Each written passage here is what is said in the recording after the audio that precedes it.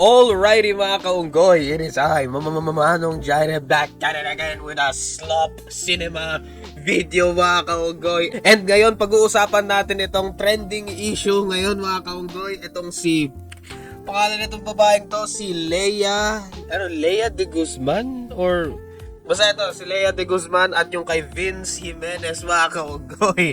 So, basically, may nag-trending na video. Sino ba nag-post? Nakalimutan ko sino nag-post eh. Basta, may nag-post na video, basically, exposing Lea de Guzman, the girl who allegedly, actually hindi alleged eh, parang nag-cheat ba? Teka, hanapin natin yung mga screenshots. Ang dami kasing screenshots and ang daming mga videos na kumakalat, kaso lang hindi ko maipakita yung videos kasi may mga fucking copyrighted music mga kaunggoy.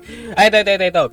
Kapamilya Online World mga kaunggoy. So sila din umabot sa Kapamilya Online World itong itong issue na to. So basically ito sila. Yan. Ito yung magjowa. So basically ang nangyari daw is the girl cheated on the guy. Ito, ang daming lumabas na screenshots. Hindi ko mahanap yung original post. Hindi ko mahanap yung original post ni itong Vince Jimenez. Hindi ko mahanap kasi deleted ata or pin-private lahat ng post. And I don't know what the fuck happened there. So basically ito, hanapin nyo na lang tong post na to. Itong mismong post na to. Kaya na nakakatamad magbasa, ang daming screenshot mga kaunggoy. Pero iiwan ko to ang tinuna ng BS ko. Wait, what? So yun mga kaunggoy, as of editing this video, nakita ko tong post galing dito kay Vince Jimenez mga kaunggoy. So ito ata yung official niya, no? Ito ata yung official niya. May checkmark eh. Tapos oh shit, medyo famous siya. Actually famous siya. 200k followers mga kaunggoy. So this is some very famous shit up in this, right?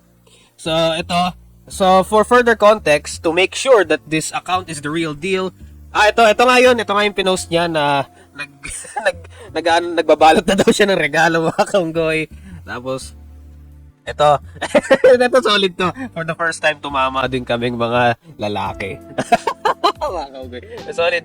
Ito, may nag-post Rimando Law Office mga kaunggoy. So ito, this statement is issued by Council Rimando Law Office for Mr.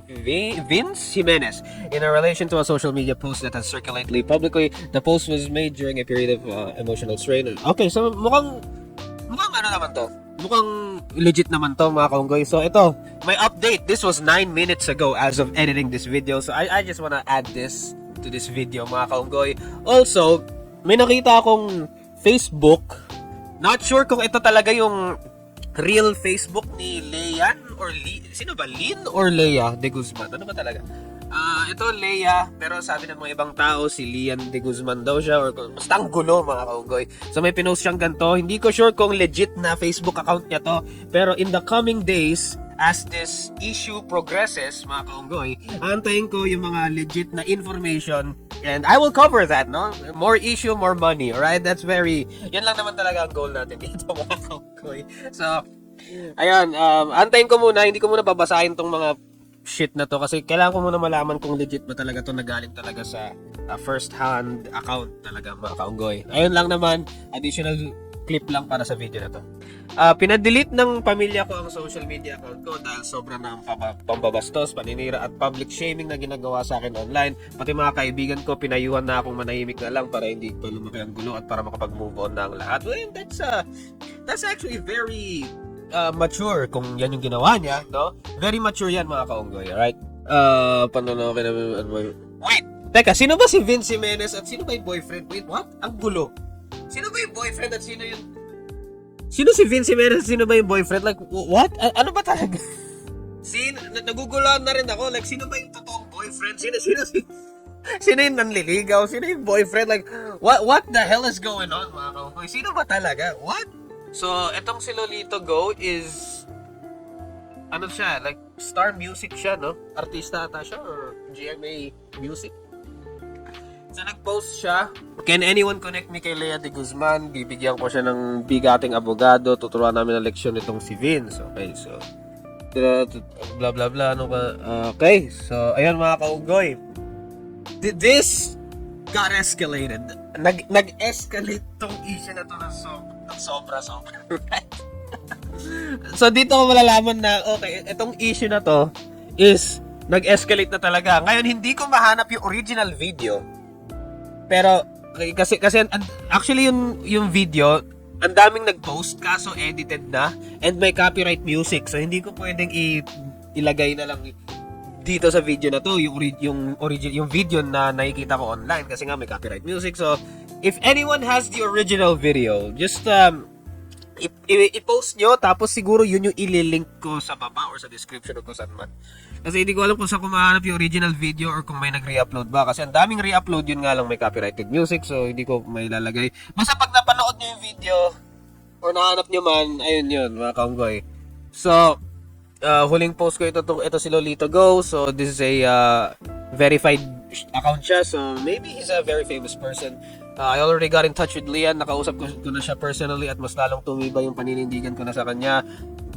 Na siya ang mas agrabyado dito. Everything was planned from the start. I won't go into details in the coming days. Sa korte na sila magtutuos. Vince might be winning in the court of public opinion, pero sa mata ng batas, lamang si Lin. Am I enabling cheaters? Of course not. Well, actually, ayoko na magsalita. I believe they deserve punishment and karma, yes, but I maintain even cheaters deserve due process. I advocated against EJK before dahil okay, so actually tama naman yung sinasabi niya dito, yung sa due process. Etong girl, ito ba yung last hug? Ito ba siya, yung pengen ng last hug? Tapos yung video, napanood ko na kasi yung video eh. Yung video yan yung parang pinost yung yung mga screenshots na may kachat ata si girl. Tapos ito yun eh, which is ito yun. So pinrint out pa ni Guy, pinrint out pa niya yung mga screenshot ng convos, tas binigay sa kanya para Christmas gift. Kaya okay, doon pala lumabas yung mga memes na ano yun, para basta may mga memes yan. Ang daming memes ngayon. Kaka-scroll ko sa social media, nakikita ko na tong parang last hug or basta yung mga ang daming memes tungkol sa issue na ito, mga kaunggoy. Safe ako gumala. Kaya nag-iisip ako na mas magandang plano. Wow! Wow! Pero hindi ako aamin kay Vince, ba't ko aamin sa kanya? Okay, what the fuck is going on? Okay, kung sino man ang niloko mo dito, yung BF mo yon at hindi si Vince. Wait, so hindi niya boyfriend si Vince? Teka, girl, ang niloloko mo yung BF mo at hindi si Vince. Wait, what? Meron pa ba? Are there more people? I'm confused. Kung si Vince yung si Vince ba yung nanliligaw? Sa pagkakaalam ko, may ibang boyfriend, tapos si Vince yung parang nanliligaw. So, I gotta ask, bakit hindi niya sinabi kay Vince na may boyfriend siya? And ba't siya pumayag na ganito yung nangyayari and all these fucking complications? Like, what the hell is going on, mga kaunggoy? What? Kaya nga, play safe. Anong play safe? Ipapahuli ko sarili ko pag ginawa ko gusto mo. What? Okay. Naghihintay lang ako ng perfect timing. Akala ko kahapon na pwede ko naman gawin yung, kaso may habol pa ako sa kanya. Ginagawa ko muna siya service sa Manila. Less gastos pati pagkain ko. So basically, you use the guy.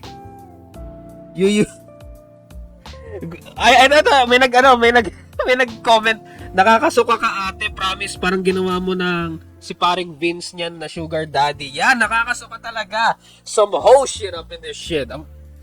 I could smell this from afar. Oh my God. Like, pupuntahan ako sa unit, gusto ko malinis yung hindi ako magmumukhang masama. Too late! Hindi ako magmumukhang masama. Too late! Okay, let this be a lesson, mga kaunggoy. Let this be a lesson to all the guys out there. Stay safe out there. Stay safe, no? Lalo na yung mga modern women ngayon. You gotta stay safe. Keep your peace safe, right? Medyo delikado na yung mga modern women ngayon. Lalo na sa fucked up generation ngayon, mga kaunggoy. As you can see, another man down, mga kaunggoy. Ako nga, kasama ko okay, putang ina, wala naman akong pake sa gagawin niya sa buhay mo. Okay. Diba? So enjoy siya, enjoy rin ako. Wala lang malalaman. That's actually like disgusting. This is disgusting. December 19 pa to nangyayari. Oh my God. That's actually disgusting. So affected ka nga, blah blah blah. Ingat ka girl, baka pag nalaman ni Vince may BF ka, okay? Very disgusting mga kaugay. Okay, very, very... Hi Vince, ayoko sana may alam this would be my first and last pero nalaman ko kasi na parang na-mention ako sa problem nyo nila. Okay, blah blah blah. Hindi ko na alam kung kanino to. I really don't care. So, basahin nyo na lang, Kapamilya Online World, mga kaunggoy. Ito. Nasa na yun? Hanapin nyo na lang sa page ng Kapamilya Online World and kayo na bahala form your own opinion, mga kaunggoy. Feeling ko tatagal tong issue na to for ilang days kasi it led to some legal shit. So, hindi ko alam. I might cover this issue if I can, no? Hanggat kaya ko, itatry ko i-cover tong issue na to hanggat kaya ko, mga kaunggoy. Pero, ayun lang naman. So, the bottom line is, Vince Jimenez, he posted a video. Yun nga yung video na nagva-viral na last hug, tapos yung screenshots, naka-print yung screenshots, tapos may video pa, tapos yung birthday, Christmas gift, tapos pagbukas ng Christmas gift, pagbukas ng box, ang daming screenshot, ayun nga yun, tapos yung nag-cheat si girl, si Lynn. Basta si Lynn, ayan. Itong babaeng to nag-cheat, ayan, blah blah blah. Tapos ang daming nakisawsaw na yung legal shit, gano'n, blah blah blah blah blah. All this confusing shit. Ang daming sides of the story, hindi ko na alam kung sino papaniwalaan at sumasakit yung ulo ko. And ang gulo nila, mga kaunggoy. Alright? So, what do you think of this? Sino yung nasa tama? Sino yung nasa mali? Sino yung may tama? Personally, yung may tama dito yung babae, no? May tama talaga siya. Alright? May tama talaga siya. Base sa mga nabasa ko sa mga fucking screenshots. May tama talaga si girl, no? And all the guys out there, stay away from her. You would do yourself a favor. Do yourself a favor, stay away from her, right? And that's the bottom line because Manong Jare said so. I gotta head out.